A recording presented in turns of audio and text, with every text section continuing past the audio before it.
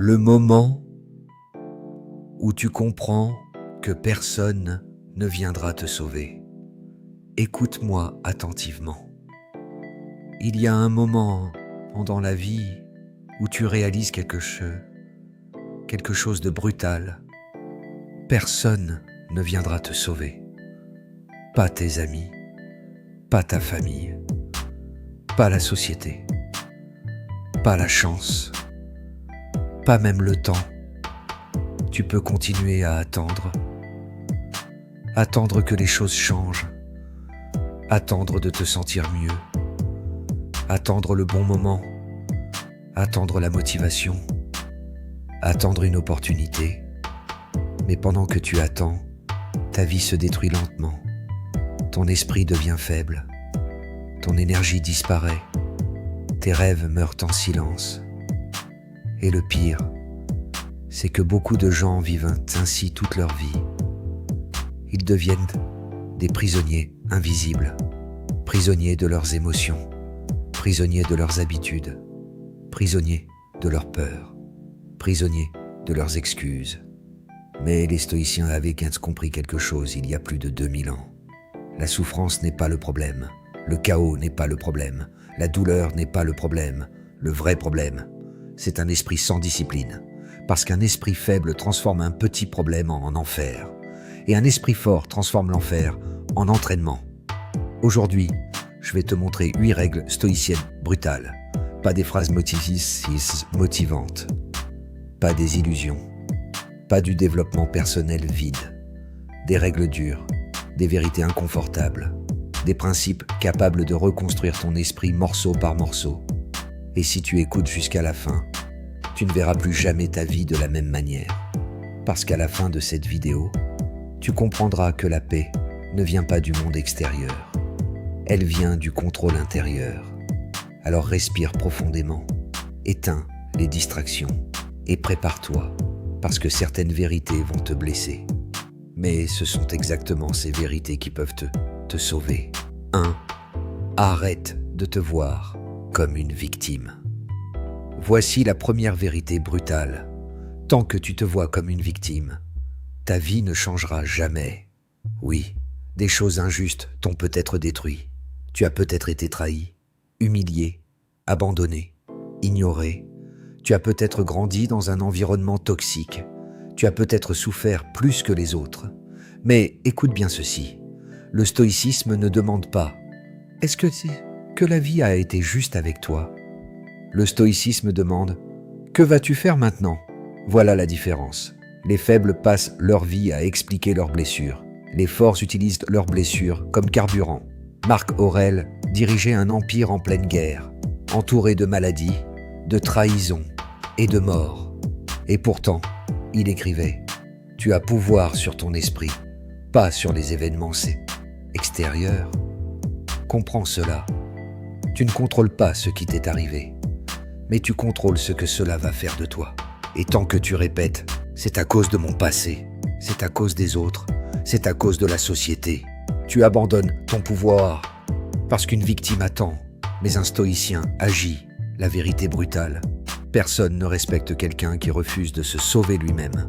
Le monde ne récompense pas les excuses. Le monde récompense la responsabilité. Alors aujourd'hui, arrête. Arrête de raconter encore et encore ton histoire de douleur. Tu n'es pas obligé d'oublier ton passé. Mais tu dois arrêter de l'utiliser comme identité. Tu n'es pas ta dépression. Tu n'es pas ton échec. Tu n'es pas ton traumatisme. Tu n'es pas ton passé. Tu es ce que tu décides de devenir maintenant. Et c'est là que commence la reconstruction d'eux. Personne ne pense autant à toi que tu l'imagines. Cette règle va libérer énormément de personnes. Tu perds des années de ta vie à avoir peur du regard des autres. Tu as peur d'échouer. Tu as peur d'être jugé. Tu as peur d'avoir l'air ridicule. Tu as peur d'être rejeté. Mais voici la vérité. Les gens pensent surtout à eux-mêmes. Pendant que tu suranalyses une erreur que tu as faite il y a 3 jours, les autres ont déjà oublié. Pendant que tu te demandes si tu parais assez intelligent, assez beau, assez fort, les autres sont occupés à se demander la même chose sur eux-mêmes. Le stoïcisme enseigne quelque chose de fondamental. L'opinion des autres est hors de ton contrôle. Alors pourquoi sacrifier ta paix pour quelque chose que tu ne peux même pas contrôler? Épictète disait, « Si quelqu'un parle mal de toi, ne te défends pas contre les accusations. Réponds simplement, il ignore encore mes autres défauts. » Quelle puissance dans cette phrase! Les stoïciens comprenaient que vouloir être aimé de tout le monde est une prison. Parce que lorsque ton bonheur dépend de l'approbation extérieure, tu deviens esclave, esclave des regards, esclave des critiques, esclave des réseaux sociaux, esclave de l'image. Et beaucoup de gens aujourd'hui ne vivent plus. Ils jouent un personnage. Ils modifient leur personnalité pour être acceptés. Ils cachent leurs ambitions. Ils cachent leurs émotions. Ils cachent leurs rêves. Pourquoi? Parce qu'ils ont peur. Mais écoute ceci attentivement. Tu seras critiqué quoi que tu fasses. Si tu échoues, on se moquera. Si tu réussis, on te jalousera.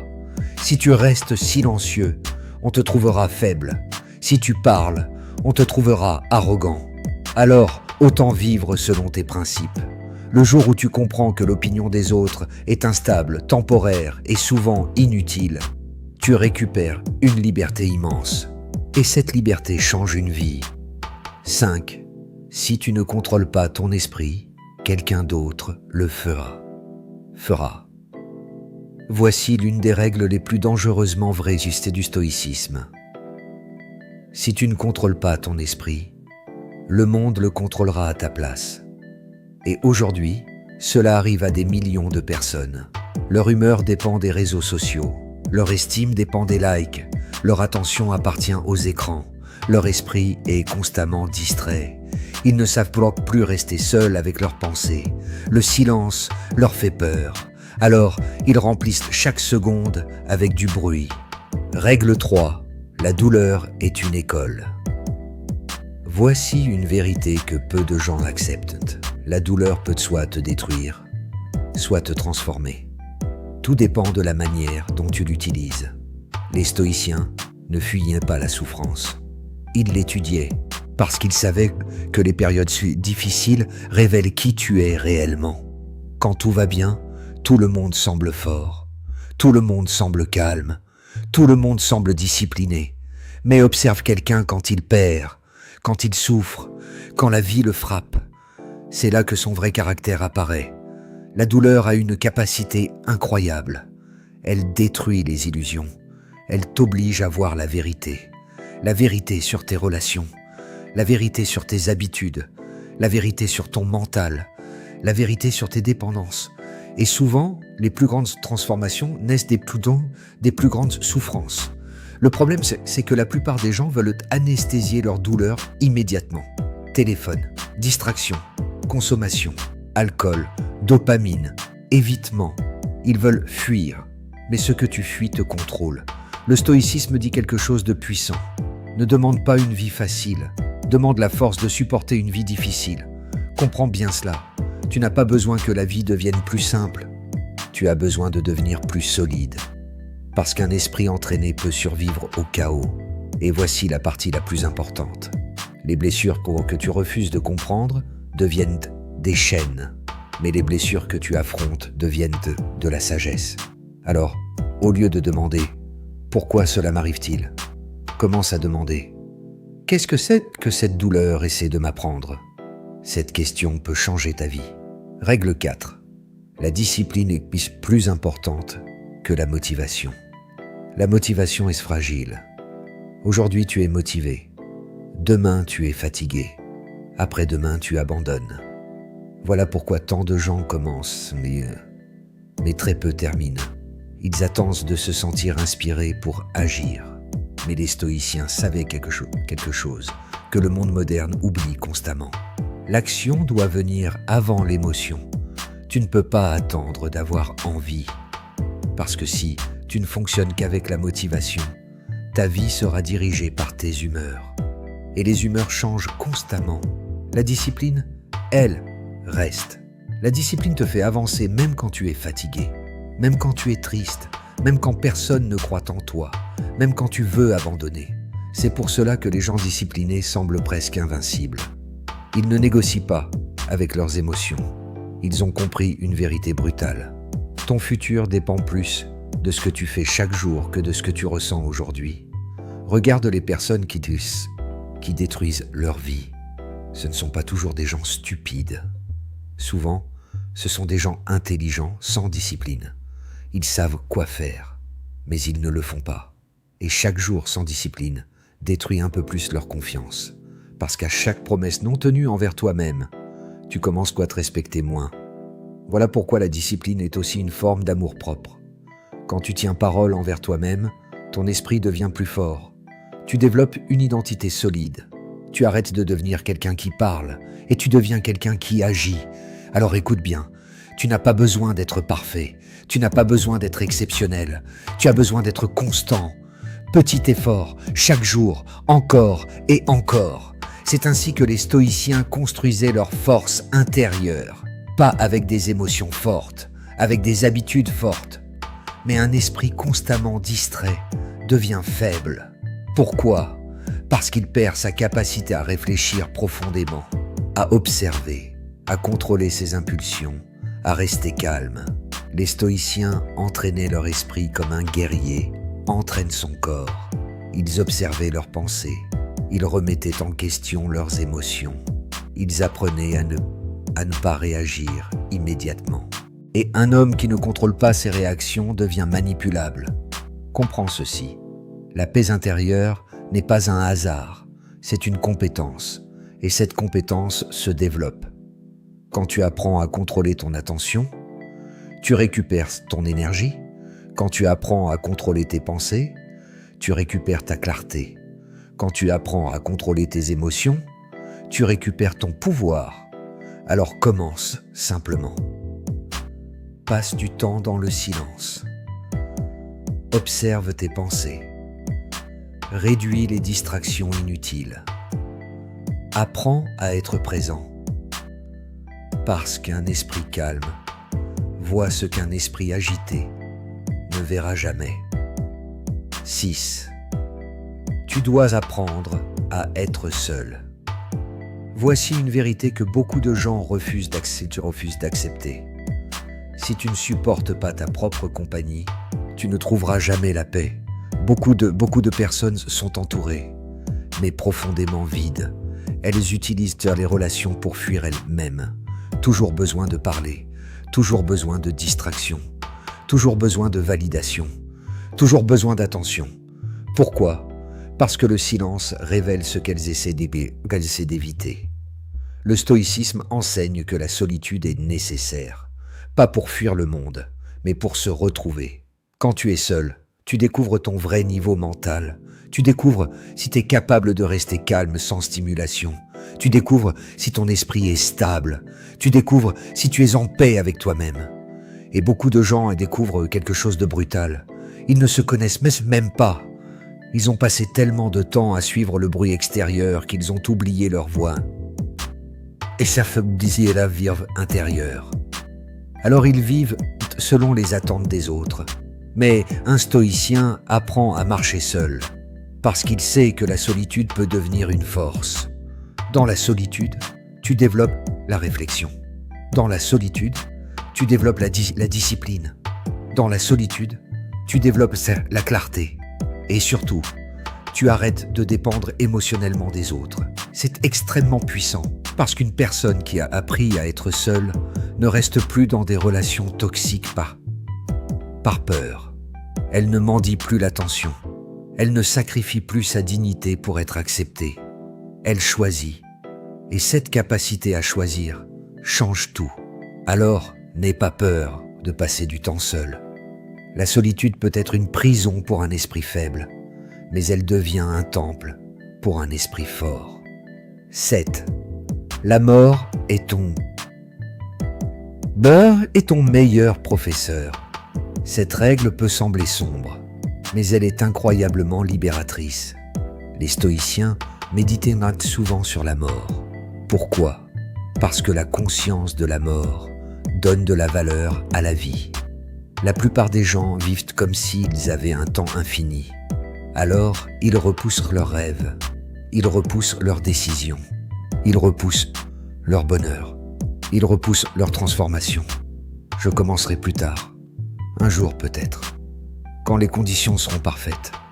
Mais la vérité est brutale. Tu ne sais pas combien de temps il te reste. Et les stoïciens comprenaient cela profondément. Marc Aurèle écrivait « Tu pourrais quitter la vie maintenant même, que cela détermine ce que tu fais, dis et pense.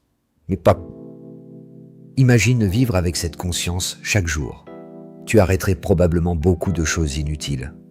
Les disputes absurdes, les comparaisons, les distractions constantes, les relations toxiques, les peurs ridicules. Parce que lorsque tu comprends que ton temps est limité, tu deviens plus intentionnel. Tu choisis mieux, tu vis mieux, tu aimes mieux. Et surtout, tu arrêtes de gaspiller ta vie. La mort donne une clarté brutale. Elle te rappelle que chaque journée est si précieuse. Chaque heure, chaque conversation, chaque opportunité. Alors pose-toi cette question. Si tu mourais dans 1 an, continuerais-tu à vivre exactement comme aujourd'hui ? Et si la réponse est non, alors pourquoi attends-tu ? 8. Ta vie change le jour où tu prends le contrôle de toi-même. Voici la dernière règle, et peut-être la plus importante. Le vrai pouvoir n'est pas de contrôler les autres. Le vrai pouvoir, c'est de se contrôler soi-même. Contrôler sa colère, contrôler ses impulsions, contrôler ses pensées, contrôler ses habitudes, contrôler ses réactions. Voilà la vraie force. Parce qu'une personne incapable de se contrôler peut détruire sa propre vie en quelques minutes. Une décision impulsive, une émotion incontrôlée, une mauvaise habitude répétée, et tout peut s'effondrer. Le stoïcisme enseigne que la liberté commence par la maîtrise de soi. Pas la perfection, la maîtrise. Et cette maîtrise se construit chaque jour. Quand tu refuses de réagir, tu refuses de réagir immédiatement. Quand tu gardes ton calme sous pression. Quand tu fais ce qui doit être fait, même sans envie. Quand tu choisis la raison au lieu de l'impulsion. À ce moment-là, tu commences à devenir dangereux. Pas dangereux pour les autres, dangereux pour tes anciennes limites. Parce qu'un homme discipliné, calme et lucide devient extrêmement difficile à détruire. Le monde peut lui enlever beaucoup de choses, mais pas son esprit. Et voilà le cœur du stoïcisme. Tu ne peux pas toujours contrôler ce qui arrive, mais tu peux contrôler qui tu deviens à travers ce qui arrive. C'est cela, la vraie puissance. Conclusion. Répare ton esprit et ta vie suivra. Écoute bien cette dernière partie. Tu n'as pas besoin d'une nouvelle vie. Tu as besoin d'un nouvel esprit, parce qu'un esprit faible transformera même une vie confortable en souffrance. Mais un esprit fort peut trouver la paix même dans le chaos. Le stoïcisme n'est pas une philosophie pour fuir les problèmes. C'est une philosophie pour devenir plus fort que les problèmes. Et aujourd'hui, le monde a besoin de cela plus que jamais. Nous vivons dans une époque de distraction permanente. Une époque où les émotions contrôlent les gens. Une époque où beaucoup cherchent le confort, mais perdent leur force intérieure. Alors, rappelle-toi de ces 8 règles. Arrête de te voir comme une victime. Ignore le regard des autres. Transforme la douleur en leçon. Choisis la discipline. Contrôle ton esprit. Apprends à être seul. Souviens-toi que ton temps est limité. Et maîtrise-toi. Si tu appliques réellement ces principes, ton esprit commencera à changer. Et quand ton esprit change, tes décisions changent. Tes habitudes changent. Tes relations changent. Ta vie entière change. Mais tout commence par une décision. La décision d'arrêter de vivre en pilote automatique. La décision d'affronter la vérité. La décision de devenir plus fort mentalement. Alors aujourd'hui, commence. Pas demain. Pas quand tu te sentiras prêt. Maintenant. Parce qu'au fond de toi, tu sais déjà ce que tu dois faire. Et rappelle-toi toujours de cette phrase stoïcienne. Celui qui se maîtrise lui-même est plus puissant que celui qui conquiert le monde. Ça, c'est gesund. Si cette vidéo t'a parlé, alors ne la regarde pas simplement. Applique-la. Parce que les connaissances ne changent pas une vie. L'action, oui. Et peut-être que dans quelques mois, tu regarderas en arrière. Et tu réaliseras que tout a commencé ici. Le jour où tu as décidé de réparer ton esprit. Le jour où tu as décidé de reprendre le contrôle de ta vie. Avant de partir, si cette vidéo a réveillé quelque chose en toi, si tu refuses de continuer à vivre faible, perdu ou contrôlé par tes émotions, alors cette chaîne est faite pour toi. Ici, nous ne cherchons pas le confort, nous cherchons la force mentale, la discipline, la maîtrise de soi. Alors abonne-toi maintenant à cette chaîne de stoïcisme motivationnel. Parce qu'à partir d'aujourd'hui, tu ne marches plus seul, chaque vidéo sera un rappel, un entraînement pour ton esprit, une arme contre la faiblesse mentale. Et si tu es arrivé jusqu'ici, écris dans les commentaires « Je reprends le contrôle de ma vie » pour que ce soit le début de ta transformation. Abonne-toi, active la cloche et rejoins ceux qui ont décidé de devenir mentalement invincibles.